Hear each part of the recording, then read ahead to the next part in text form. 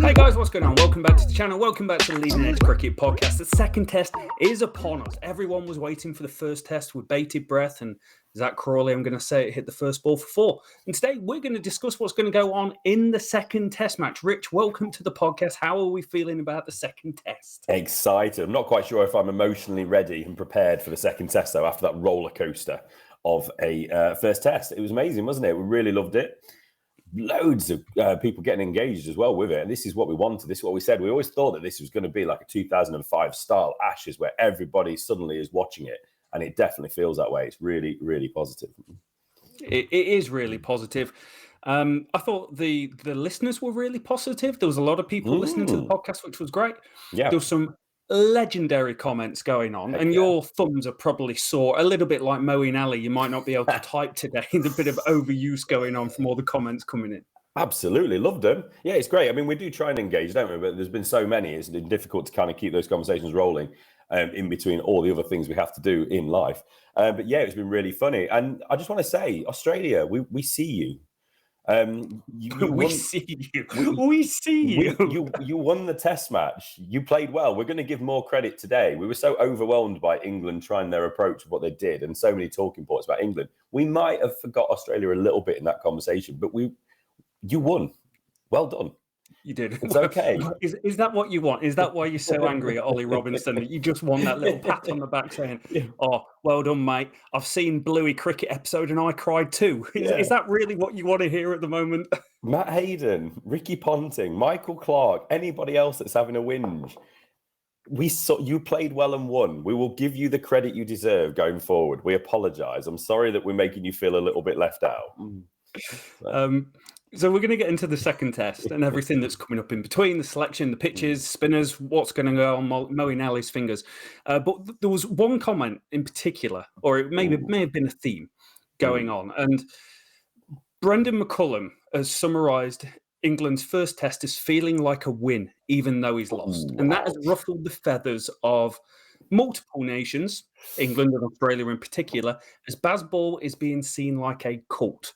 I've likened it in my head to Ted Lasso, where winning isn't the most important thing in the world, which is a really hard thing to take, considering we're in the game of winning games of cricket. Yes. And I know what you're saying. You're an Englishman indoctrinated on Bazball, a T-shirt that's too tight for him, but it's pink, and I'm pulling it off quite well. I liken Bazball to saving Test cricket. I'm going to double down on it, Ollie Robinson. I'm going to double down on you. It is Test cricket. Test cricket is thriving. Right now, it is thriving. But only some series are elite and capture the imagination like this does, where it becomes front page news and everyone and your grandma wants to know what's going on. But for how long can it stay like this? In its current form without Bazball, was cricket thriving the same as this in the UK? Maybe, maybe not. But what is happening, players are taking money elsewhere. They can go and play in the MLS. They can go and play wherever they want and earn some good money for 4 weeks cricket. And when comes the time where there's a tipping point where the best players in Test cricket go, I'm going to go in and cash in some change and make some money in the last few years of my career. And all of a sudden, you don't get to see the back end of someone's career. And then all of a sudden, you only get to see bits of that career. And it's a thing that might take time, but it is something that is changing. So is Bazball changing the game? I think Bazball is the best marketing strategy that Test cricket could ever have. Make it exciting, make it vibrant, make it just something that people look forward to seeing. Because I know I have not looked forward to watching England play Test match cricket as much since 2005. And that, my friends, is down to Bazball. Wow. Rob is part of the cult, everybody. First off, there's a lot of dollars going in the Bazball jar. We now have an equivalent of a swear jar on this podcast. For every time someone says that B word, it's always the B word. There's got to be $1 going in, Rob. I'm sorry, that's about $20 there, just in that one little mini calm rant. I'd take exactly what you're saying. The counter argument, perhaps from a lot of people, would be this is the Ashes. Everyone would be watching the Ashes anyway. But this is different. This is not your usual Ashes build-up. This is not your usual Ashes first test. People are engaged and wanting to watch this cricket because something's happening all the time. If this was the Silverwood no disrespect, root axis of England, I don't think we'd have this much engagement. I think we'd almost be throwing the towel in already. And it wouldn't have been that much of a different team, would it? So yeah, we're looking forward to it. Lords is a couple of days out. We're recording this a little bit late, aren't we, in the week? But it looks good. It looks a really green top, Rob, as well, a couple of days out. That's interesting as well. And just to clarify one thing, a lot of people have been talking about Stokes being negative, McCullum being negative about wanting flat tracks. He's kind of clarified and he said they wanted fast, flat tracks. Easy for me to say. Fast, flat tracks. Not flat tracks like Edgbaston was. They want tracks with pace on them. So the ball's coming on. So the bowlers on both sides. Because to be fair, I mean, it's not about hiding, trying to protect yourselves from this Australian seam attack. It's also about, that's not what it was about at all. It's about giving England bowlers an opportunity. The strength lies with Broad and Anderson. Robinson extracting that little bit of extra pace, and he needs a bit of zip. We know he's not the fastest bowler in the world, Australian royalty of cricket. Give it a break. 78 mile an hour. It's okay if you're rattled by the smoke that Ollie Robinson is blowing in your direction. It's okay. But I think it's nice to hear that Stokes wants the tracks with a bit more pace in them as well, and bring it on. We want to see what Cummins and Hazelwood and Boland and maybe Mitchell Stark comes into this game. And into the second test. We want to see what that competition is. We want to see the B word, the Bazball, against the best of Australians attack on a track that is really benefiting both seam attacks. I agree. And England's batting will be better for a track that's coming on a little bit more. There's a lot of players that like pace on the ball, Ollie Pope in particular. Yep. It would suit to the series to have better wickets. And Jimmy Anderson has come out and said, mate, if I'm playing on them, I'm a waste of space. Like, what am I doing here? There's other people that's there. And England, we're going to get onto selection, but what did they do? Did they pick a spinner or did they bring in the pace of Mark Wood? That's an absolute potential game changer. Yeah, it's a really difficult one. I mean, let's get straight into it. I mean, batting-wise, you're not going to see any change. I'd just like to say a little public service announcement. Relax with Ben Duckett, all right? I know he didn't look overly convincing in this first test, but he's been exceptional since he's come back in different conditions. That was his first proper, no disrespect to Ireland, but his first proper test in England. And it's in the first Ashes test. Give him a little bit of time. He looked a bit frazzled in that first innings, and second innings, it wasn't the greatest time to bat. So openers will get out early occasionally. Batting, obviously, nothing's going to change. Stokes, we'll have to see how he is if he's fitter. He's had a bit more time to rest, hasn't he? Hopefully, he can keep working on that. And then it is all about the bowling, isn't it? Anderson and Broad, you would expect to play. Robinson, I think it'd be a very difficult decision to drop him to replace him with a Mark Wood, for example, after all the chat that's been going on and all the conversation that's been going on with Robinson. I think it would be a backward step. And I'm not sure this hierarchy would like the optics of that. So really the big question is, and they've delayed selection, haven't they? They usually have named the team by now, which is one thing we were hoping might be already done. And that is to see if Moeen Ali's blister has healed. Was that on your predictions, by the way, for this series? That after the first test, we'll be waiting on Moeen Ali's blister on his spinning finger before. No, I did have questions. I thought either Moeen Ali would be exceptional in this series, or he wouldn't make it through the series because of form, because he hadn't played red ball cricket. It's nothing against Moeen Ali, great cricketer, but that was my prediction. But it is strange, and we were chatting about this before I came on air, going, what's changed in a week? Like if you get a horrendous blister, like. It takes more than a week to heal. And then if you're going to put it through a load of rigor again, and how many overs could you get out of a blistered finger before I'm unable to bowl again? And that's the point, isn't it? If he goes back into this, I honestly think if he plays in this next test, we're going to have the same problems. Because a week it may have healed, but it's not then built up that sort of guitar finger. If anyone's played guitar, you get those lovely, strong calluses on your fingertips. It's not got that, has it? Which a spin bowler would have if he's bowled the overs that he needed to have bowled before coming into a test series. It doesn't matter if it was the Ashes; it's just test series. And as we spoke about beforehand, but it is a good job that Liam Dawson, the option we thought England should have gone for once Leach was ruled out, it's a good job he's in dreadful form in the county championship because he's only just hit 141 and took 6 for 38 off 20 overs. Yeah. Some good balls in that as well. I don't know if you've seen the wickets. Yeah. He was tweaking it. And Lords is an interesting one because it does offer stuff for pace and spin generally. Like Tim Murtagh wines and dines on Lords year in, year out, taking it in and taking it away from either end with the slope. Since 2013 at Lords, spinners have averaged 31 and seam bowlers have averaged 25. you'll go, oh, well, seamers are better than spinners. Yes, that's true. But spinners, it's the third best pitch for spinners in the country for Test match cricket in that time. And likewise, it's the fifth best for seam. Pretty much in line with the national average for Lords during that time. So it is a difficult one to try and do it. I look back through the previous games at Lords over the last 10 years to kind of go, oh, who's taking the wickets? Well, when we lost to South Africa, Rabada ripped us apart on day one.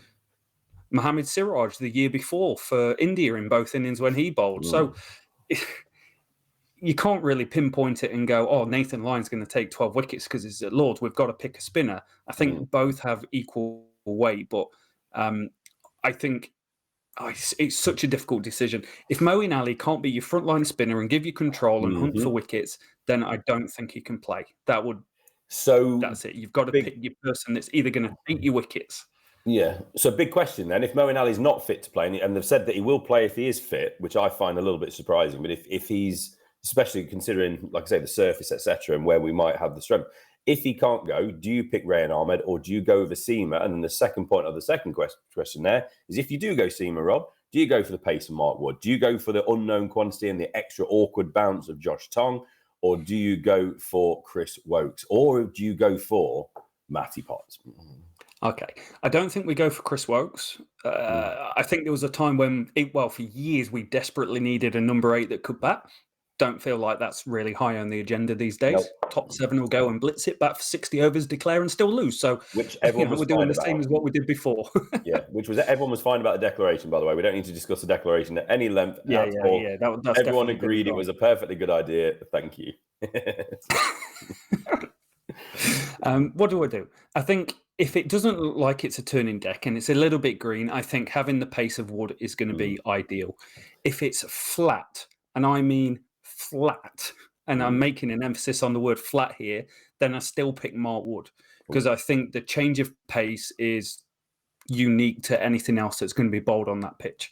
Yeah. And if I don't feel a debut at Lords, second Test match at the Ashes is the right place to introduce Rayan Ahmed to the Ashes. Yeah, that's the concern, isn't it? And that's why I mentioned Liam Dawson again, because I love what Rayan Ahmed could be for us, but you're asking a hell of a lot. I don't know the makeup of his character. I don't know how he will cope with playing at Lords, his home debut at Lords against Australia in the Ashes. He did brilliantly in his test his appearances over the winter for England. But it's just a lot to ask for a young fella. Has he turned 19 yet? No. He's not bowled in Championship all year. No, not much, has he? I mean, it's been tough on all spinners in English cricket this year. This is why we had such a massive conversation before Moeen Ali was brought out of retirement. So it's a huge, huge ask, isn't it? I would probably like to see us go with that seamer, Wood, Potts, Tong, maybe. I think you're right. Wokes is probably the last option. I love Chris Wokes, but I just think you cannot afford to have Wokes in the same team as the seamers that are already in there.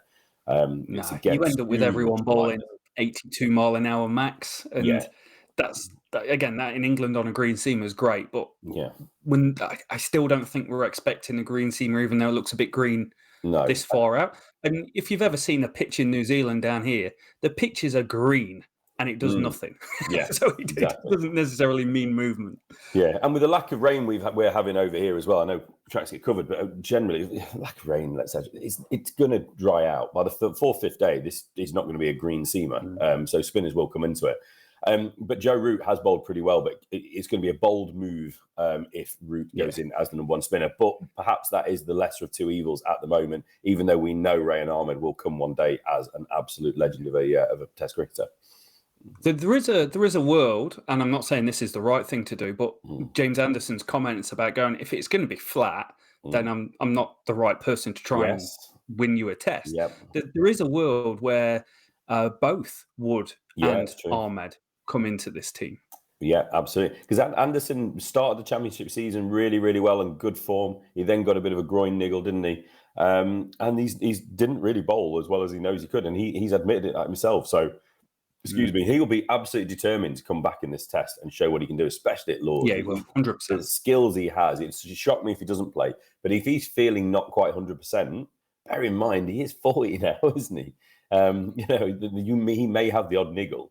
there is an outside chance, but we shall see. I'm sure as soon as we finish this pod today, the test team will be announced and we'll be able to pick the bones out of it, but not until after. But I can't wait. I want to see what England do. I want to see if they can. So I want to get onto Australia in a minute because I feel like we do need to give them a little bit of credit and some good talking points as well.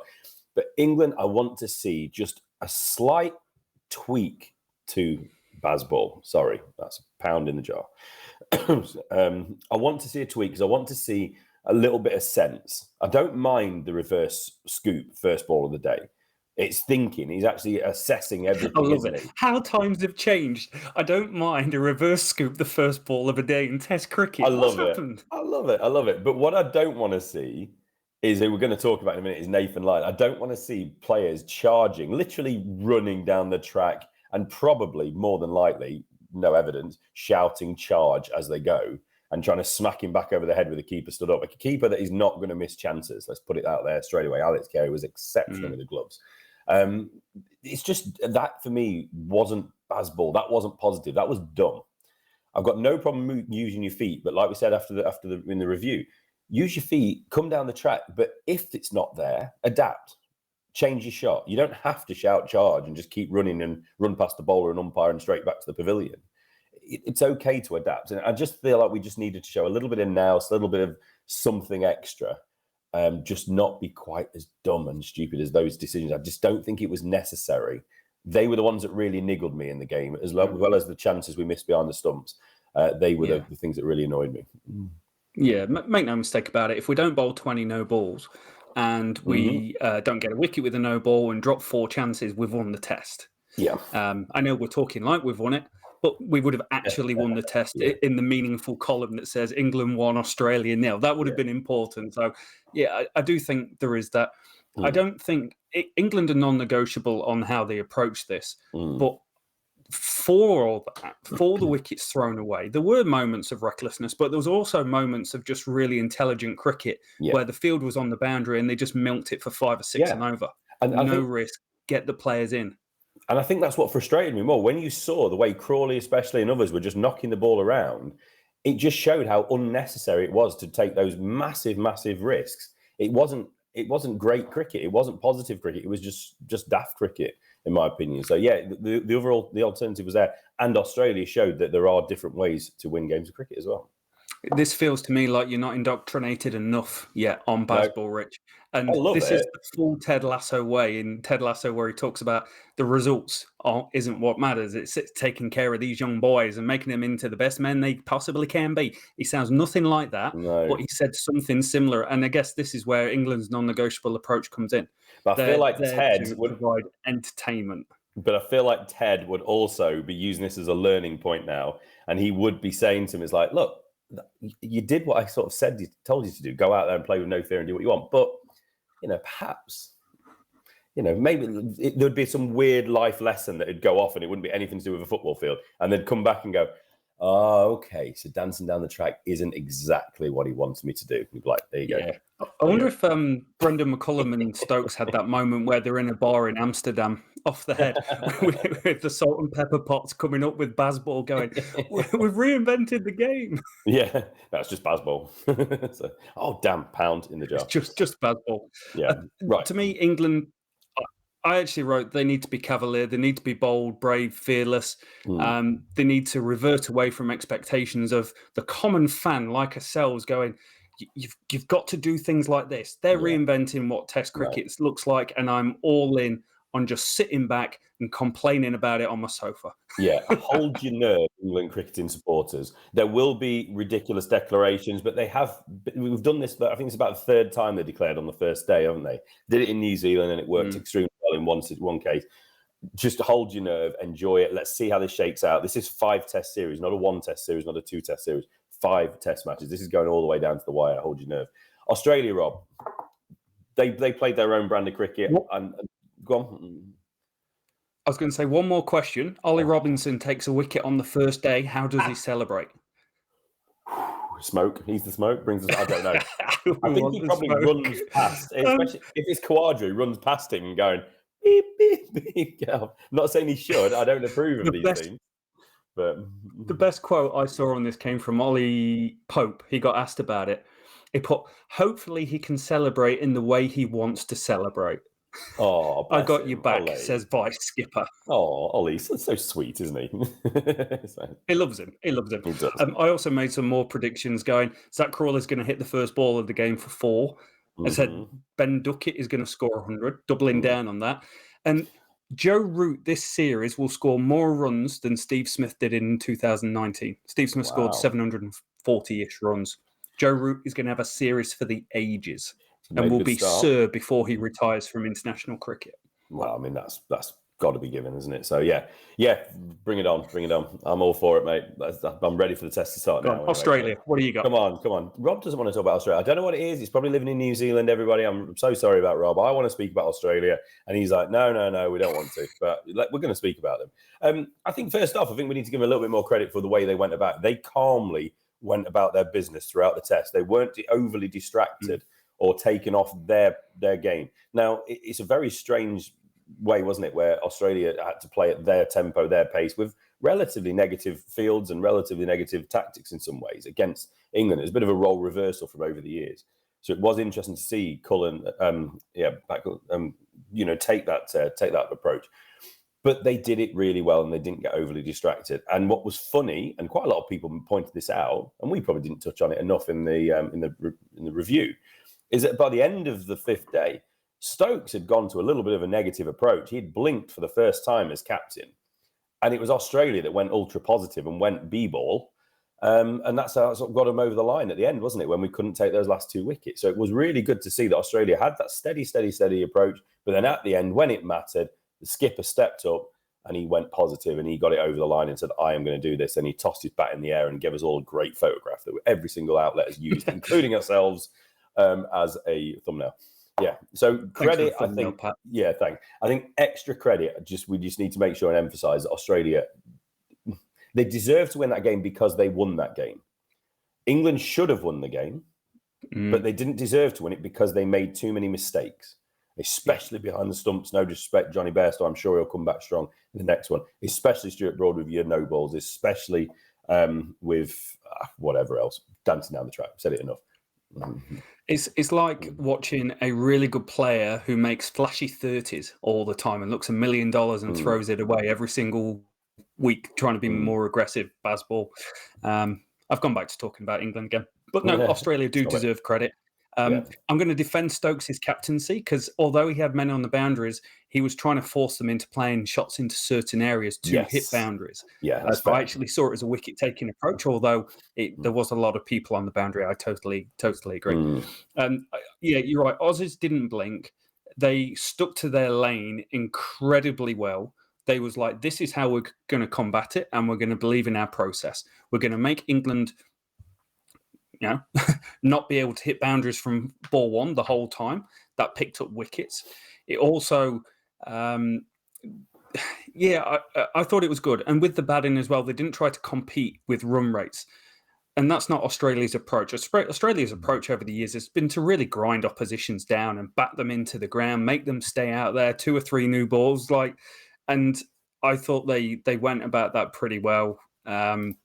Khawaja was exceptional, and I'm really happy for him. Like he gets a bit of a mixed reaction. Like some people like him, some people don't like him. I like him. I think he's an incredible player. He's been dropped, I think it was 11 times from the Australian team, and that must really mean a lot to him to be able to come and do that and have that sort of performance in England when it really matters. Yeah. Definitely. I mean, Khawaja, like Scott said, he batted 5 days that test match. That's an incredible achievement. I was just checking what made me hesitate for a second. I was like, I'm sure I was there for his debut. And I was, 2010-11 Ashes, wasn't he? He played at the SCG. That was his test debut. So, it's been a long road for him, hasn't it? And he's had to battle through.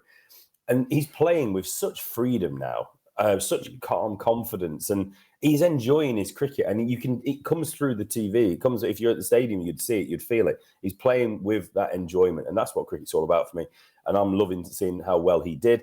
It's frustrating that we saw him for as long as we did, because in both innings, he should have been gone a little bit earlier. So, certainly in the second innings, we didn't really seen him. He should have been a blink and gone again. But that's by the by. He did exceptionally well. 5 days batting. Anybody is unreal in scoring over 200 runs in the game. He was brilliant. What about the rest of the batting, Rob? Is there any concerns there? Do you think Australia blink and make any changes? I think it's a concern from England's point of view because you're not going to keep Marnus and Steve Smith down like that very often. And we lost the Test match when, England would have won the 2019 Ashes if it wasn't for one-man band Steve Smith scoring 750 runs, 2 centuries at one, came off with a concussion and smashed it all around Lords, scored another century. Like, incredible player, incredible consistency. And Marnus, since that Lord's debut when he came on as the world's first concussion sub, has been equally exceptional. He's been like a top 2-3 batter in the world, top 5 if you want to throw a couple more players in. I can't see us getting them out cheaply again. So it's what do you do different with the other players? I thought we bowled pretty well to Cam Green. We've got a really good plan that works for David Warner. However, David Warner looked more sturdy at the crease, batting further out his ground, further down the pitch inception point. I thought he did well. But how do you get Smith and Marnus out again cheaply? Like, it is a concern. And I think to beat Australia, like, their batting is such a good unit. You beat them by playing on rubbish green decks in England. That's how you beat them. And if the pitch isn't a rubbish green deck, they're probably going to score 400 every time they come to bat in the first innings, unless you do something special. Absolutely. And I think, we've only seen one test so far, so we don't see a trend in any direction, do we? So all we can do is wait and see this Lord's game. I think once this next test is out of the way, we'll see more of what's going to go ahead and happen in this series, how that middle order will fire. Travis Head's looked good, but he's got to go on and score, make a notable score, hasn't he? Rather than, what he's done. He's played really well. Alex Carey, he's there and played a pretty good test match, didn't he? I don't think there's any changes in that top 7 or so. With the bat for Australia at all. And Warner, worryingly, did look quite at ease in the second innings. Now, could that be the track? Could that be the lack of pace in the track? Pace in the bowlers? I don't know, but it's certainly a concern. But where England need to make inroads, because it's not always going to be, like you say, it's not always going to be that middle order that we can get relatively cheaply. We've got to take the chance at the top of the order. If a chance goes for Khawaja and or Warner in the second test, we have to take them. We have to get them cheap. We can't allow them to go on and get hundreds and 50s and whatever, and then hope that the middle order doesn't fire. There was a stat about Marnus, and I don't know if it's still true, but during the first 2 or 3 years of his Test career, he had been dropped the most. He was the luckiest player in Test cricket. Wow, okay. Which does help you have a 50 average in Test cricket. Indeed. But he is an exceptional player. I watched his century in the Sheffield Shield final a few years back. He'd made his Test debut by then, but man, he was worlds apart from anything else on the pitch that day. He was exceptional. Worried about that. The bowling attack as well for Australia, I think, can be better than what they were as well. It's interesting to see if they go Boland or Stark. Stark gives you more swing and is more dangerous. But actually, at Lords, I think Lords is the ideal wicket to have Scott Boland on. He can he can bring it back into the batter, or he can hold the line. I think that is going to be so dangerous. And if he plays, I'm going to call it now, he will get Zach Crawley out twice, Tim Murtagh style, one coming into the stumps and one nicking off with the one that doesn't come in. It's going to do him, isn't he? I mean, the options with the ball aren't massive for Australia, are they? We've got the reserve spinner of Todd Murphy. Mitchell Stark's the reserve seamer, and that's pretty much it. Mitch Marsh is in the squad still, as we know. But there isn't a hell of a lot of options at the moment. So it's going to be Stark or Boland Hazelwood, isn't it? I don't think there's any other changes. Pat Cummins, I think I might have called him something different earlier. I don't know why. Love that guy. He's obviously going to be leading the attack. It's going to be what it is. And the spinner is absolutely going to be what it is. And we have to give massive credit. Nathan Lyon, 99 test matches so far. He's going to be the first bowler to play 100 consecutive test matches. Just stunning achievement. I did like a tweet there the other day that just said, hang on a sec, Alistair Cook, he played over 100 consecutive tests as a bowler. He didn't bowl very much, but it was quite amusing, I thought. But Nathan Lyon, when he was sort of first in and out of the team, nobody would have predicted that this man would go on to play over 100 tests for Australia and take as many wickets. He's closing in on 500 test wickets if he doesn't have it already. Exceptional, absolutely exceptional. And he bowled brilliantly. He just kept putting it there or thereabouts, kept drawing England out. Obviously, I'm not going to go on about it again, but got a couple of stumpings in there, didn't he? And he was a bit of a difference maker. I think every time Australia needed a wicket, especially when someone was quite set or going quite well, which is quite often for England, especially in the first innings, he just dropped one in there and got the reward and did the job for his captain. So huge credit to Nathan Lyon, and let's hope he has a bit of a crap test in the second. If we're in England, we're not the BBC. We don't have to be impartial. We hope he has a stinker. But congratulations! It is an incredible career, because Australia were in dire straits with their spin. They've been lavished for years with Warne, and when Warne was out, they had Stuart McGill, who had a better record than Warne when he was playing. And then they went through all these spinners that couldn't turn it, and then Nathan Lyon came in, bouncy wickets in Australia, gets lots of bounce. Exceptional cricketer, mate. Just always there, always taking wickets. I think he got a shed load in India as well, one test as well in the English winter that has been. Also, there is a chance in this test. So, out of everyone that's played in the Ashes at Lords, this is niche-ish. Donald Bradman has the most runs. From 4 matches, he scored 551 runs. Pretty good. Highest to 254. Steve Smith's in 8th on this list. 3 innings, 368 runs, 1 century, 250s. If he scores a double ton here, he will have the most runs at Lords in Ashes cricket. Wow. Let that sink in. And to say, oh, how good's that? Well, Johnny Bairstow's the closest for England in Ashes cricket, and he's down in 58th on this list. Stokes in 39th is the closest English player. 215 runs at 71. Current English player. Current English player. Yeah, cool. Top English player, David Gower, 467 runs from 4 matches. Yeah. So look, this is a huge. I mean, we said about it in the pre-review as well. We just need to clarify that a year ago, before we started playing this form of cricket, this Australian team, they're an exceptional team. They won the World Test Championship just recently. They would have been favourites by a million miles, and we would be expecting a hammering with a similar sort of squad. Although saying that, Broad and Anderson had been put out to pasture, hadn't they? So who knows who would have been bowling. We had Overton and Wokes opening the bowling in West Indies. Exactly. So who knows what this series could have looked like. So regardless of anything, we have to be great. Australia are an exceptional side. An exceptional number of players make up that side and led brilliantly. I really do like Pat Cummins. I think he's just a fantastic player. And he seems a top bloke as well. And I said this before, as much as we love Australia and Australians, some of them, they're all right. He's too nice. He's too nice to be an Australian. I'm sorry. And that comes from someone that spent a number of days, over a year there at one point living, and many, many other trips. I love it, but he's too nice for you guys in a cricket field. So, he is a top bloke. He is a top bloke. That's what he should be. So. And, it will be a stroke of genius. Like, he was getting heaps of criticism on Twitter day one of the first test with his fielders on the boundary. Well, like we're seeing in the comments from 80 different people, who won the test? Yeah, whose tactics were better? What is the measure of success in history for Test cricket? Wins, averages as a bat, wickets and averages with the ball, and wins for a team. Yeah, everyone will remember the scorecard when they look at it. That Cummins got 44, won the test, and he was captain. No one will remember he had 17 players on the boundary in the second over of a test on day one. Look, it's funny. And if England come and win this second test, we are going to be giving it one of those big time off the top rope, aren't we, Rob? So, I'm looking forward to this. I really am. Lords, what a spectacle it's going to be.